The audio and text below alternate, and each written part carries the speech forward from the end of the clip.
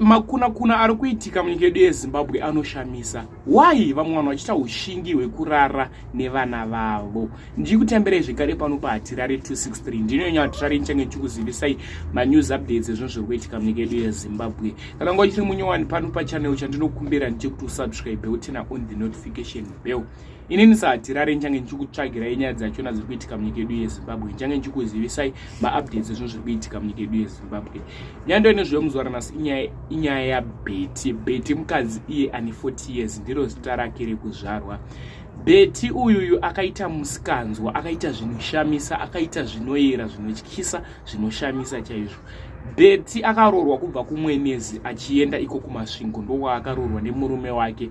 Murume wake akazofa vane mwana 1 iye anonzi Farai Mbereko. Farai Mbereko muno muna 2024 ane 23 years. Nyaya iri kubuda ndeyekuti Farai Mbereko akarara namai vake kusvika vabata nhumbu. Ende ari kutoti aroda kuroora amai vake.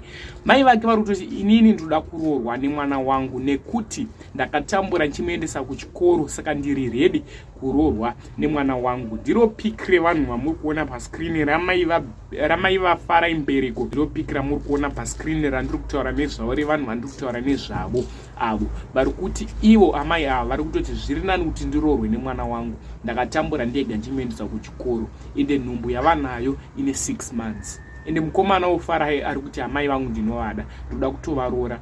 Baba mari yavanga vasati vapedzisa kuroora pavakafa, ndini ndiri kuipedzisa, ndiri ready ende ndatoprepare kuti ndiipedzise. Zvino sabhuku yekumasvingo vati mudunhu mangu mitwe makuna akaita seaya, budai zvenyu mudunhu mangu.